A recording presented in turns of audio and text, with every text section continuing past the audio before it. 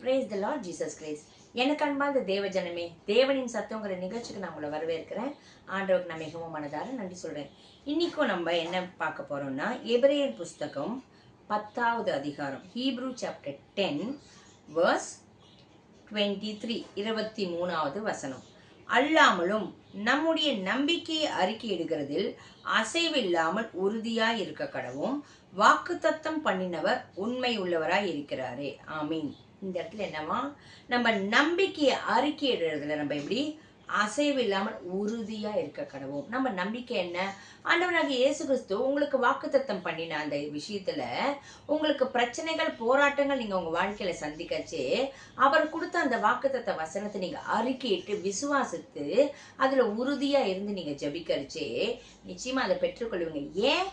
உங்க மேல இருக்கிற நம்பிக்கையில இல்ல, அவர் பேர்ல இருக்கிற நம்பிக்கையில.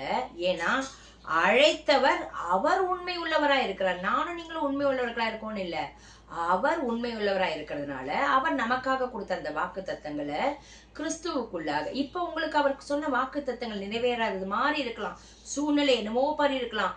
எப்பவுமே ஞாபகம் வச்சுக்கோங்க, ஆண்டவர் நமக்கு ஒரு வாக்கு தத்தம் கொடுத்தாருன்னா அதற்கு எதிர்மறையான காரியங்கள் தான் நம்ம வாழ்க்கையில நடக்கும்.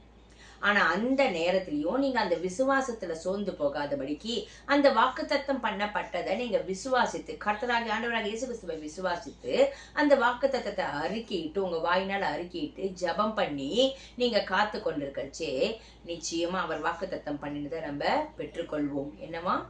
அழைத்தவர் உண்மை உள்ளவராய் இருக்கிறார். ஆமீன். அப்ப அப்படிப்பட்ட உண்மை உள்ள தேவனை தான் நானும் நீங்களும் ஆராதிச்சுட்டு இருக்கோம். அப்ப அவர் பொய் சொல்ல மனுஷன் அல்ல, மனமாறவர் மனுபுத்திரன் அல்ல. அவர் சொல்லியும் செய்யாது இருப்பாரோ, வசனித்தும் நிறைவேற்றாது இருப்பீரோ. ஆமீன்.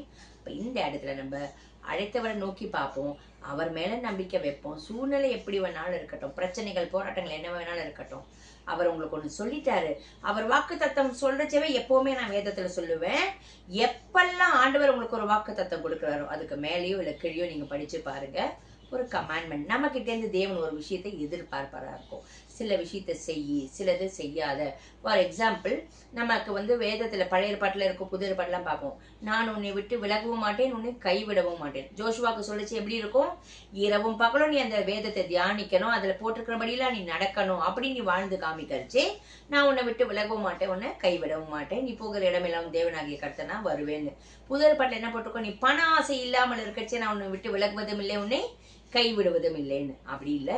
அப்போ அந்த மாதிரி உங்களுக்கு என்னென்னலாம் வாக்குத்தத்தம் ஆண்டவர் கொடுத்துருக்கிறாரோ நீங்க வாசிக்கரிச்சு மேலையும் கீழே ஆண்டவர் உங்ககிட்ட என்ன எதிர்பார்க்கிறாரு அதன்படி வாழறதுக்கு நீங்க அவர் உதவியை நாடுறச்சே அழைத்தவர் உண்மை உள்ளவர், அதன்படி உங்களை வாழவும் வைப்பாரு, உங்களை மனம் திரும்ப வைப்பாரு, உங்களை கீழ்ப்படிய வைப்பாரு.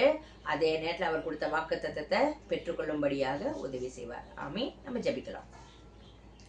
எங்கள் அன்பின் பரலோக தகப்பனே, உம்மை துதிக்கிறோம், ஸ்தோத்திரிக்கிறோம்ப்பா. இந்த வேத வசனத்துல கண்டது போல ஆண்டவரே வாக்குத்தத்தம் பெற்றுக்கொண்ட நாங்கள் ஆண்டவரே அதை உண்மையாக அதை விசுவாசித்து அழைத்தவரை உம்மை நோக்கி பார்க்கும்படி ஆண்டவரே அதை அறிக்கையிட்டு அதை விசுவாசித்து உறுதியாக ஆண்டவரே அதை நம்பும் பொழுது ஆண்டவரே அழைத்தவர் நீர் உண்மை உள்ளவராக இருக்கிறீர் ராஜா. அந்த வாக்குத்தத்தமானது ஒவ்வொருத்தரோட வாழ்க்கையில நிறைவேறும்படி அவர்களுக்குள்ளாக நீர் கிரியை செய்யும்படி பிரச்சனை போராட்டங்களை கண்டு அவர்கள் சோர்ந்து போகாதபடிக்கு அழைத்தவரை உம்மை நோக்கி பார்க்க அந்த நம்பிக்கையும் விசுவாசத்தையும் விட்டு விடாதபடிக்கு உம்ம மேல உள்ள விசுவாசத்தையும் நம்பிக்கையும் நீர் பெருக செய்து அவர்களுக்கு நீர் வைத்திருக்கிற அந்த வாக்கு தத்தங்களை அவர்கள் சுதந்திரித்துக் கொள்ள உதவி செய்யும். இயேசுவின் நாமத்தினால ஜெபிக்கிறோம் பிதாவே. ஆமீன். ஆமீன். God bless you.